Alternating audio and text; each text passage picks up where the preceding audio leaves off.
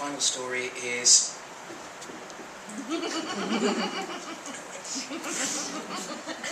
Where the Hollyhocks Come From, by Amanda Svensson.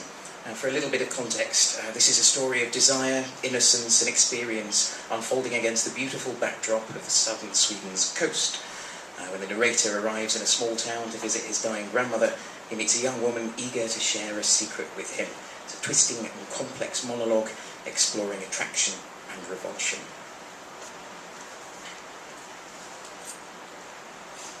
Where the Hollyhocks Come From, by Amanda Svensson.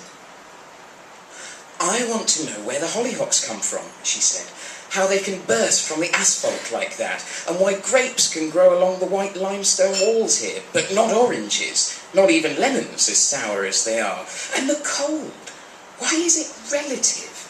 People always say that. It has something to do with the wind and the damp getting into your bones being worse than frost on your eyelashes, she said.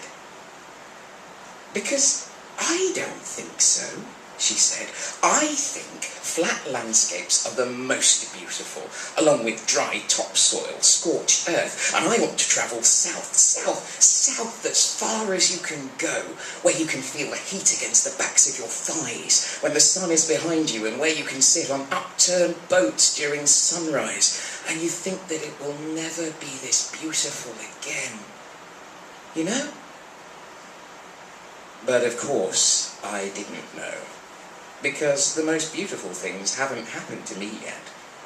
I always imagine them to be in the future. We are different people in that way, she and I have never seen the Adriatic or the dry earth, just big cities, taxis, clouds of smoke through which beautiful, willing faces emerge and through which greedy hands shoot out, impossible to defend yourself against. Her hands didn't come from the dark of a nightclub. They came through a rosehip hedge, torn up palms with dirt under her chipped fingernails. Her eyes sought my gaze through the foliage. Her southern Swedish R's trilled between the twigs, and her rough hair smelled faintly of seaweed and salt water. This is Sweden's southernmost point, did you know that? She said, as if I hadn't a clue. As if I were here by chance, a city dweller like me. And maybe that's how it actually was, by chance. Because what was I doing here? My grandmother was on her deathbed, but that's never been a legitimate reason for anyone to be anywhere, really, has it? We've never been close, not even close to being close. But when people die, I thought this is what you do, so I travelled there to visit her. She lay dying in Sweden's southernmost old age home, and that night I asked her later, that is her, not grandmother, because she'd already died in the same night, last night, and I wasn't there, because I was busy with something else. I ask her now at the bus stop, that is her, how she remembers the night at the hostel, the torn sheets, and the window with the cobwebs in the corners and the hollyhock along the limestone wall, and why she asked me where the hollyhocks come from, as if I would know. Well, because you're from the big city, she says. You should know a thing or two about a thing or two. For example, why on all of Soderslat there's only one blackberry thicket, and why it happens to grow by the old European route E4, which makes it impossible to pick the berries unless you want to get run over. Coming from the big city, you should know what love is, for instance. You should have a few secrets about garter belts and electrifying discharge, about fruit that never goes mouldy. You should know where the hollyhocks come from, and why you can't tell by their seeds which colour the flowers will be. But I don't want to talk about that. I don't want to talk in this strange way. So I ask her if she remembers the first night, the only night, last night.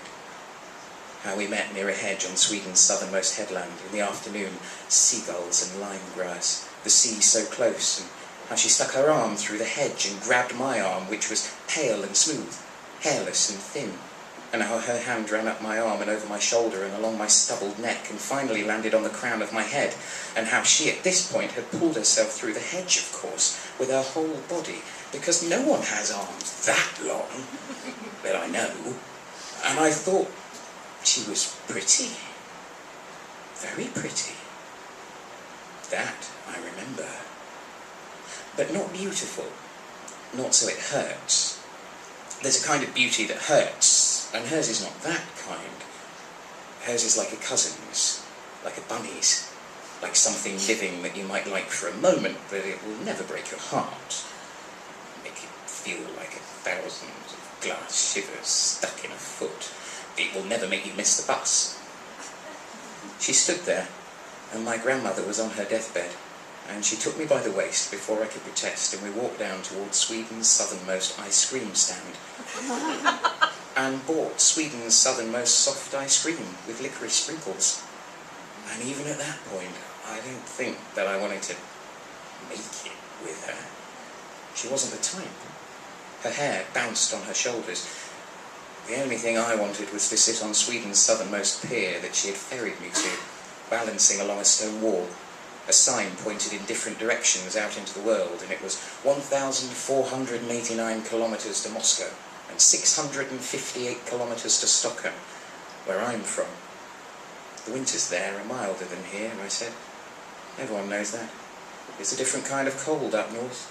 It's not as raw as here. And she laughed at me, as little sisters do when they think you're acting like an uncle, when you talk about the weather and they just want to talk about their dreams of the future and their fantasies. I'm 22 years old, she said, and I've already been to so many places, all of them in that direction, she said, and pointed out over the sea, past Sweden's southernmost visible rock, and beyond, all south, as far as 300 kilometres past the equator. Once I was in Argentina and rode a horse across the pampas, and once I was in Granada and plucked salamanders from burning hot stone walls and placed them in the shade to rest, and once I was in southern Turkey and saw a grove of tangerines that stretched endlessly towards the horizon, and once I was in Morocco and drew the scraggly contours of palm trees against the night sky. And all of this I've seen, you understand. I've done all of this, but I'm still not satisfied.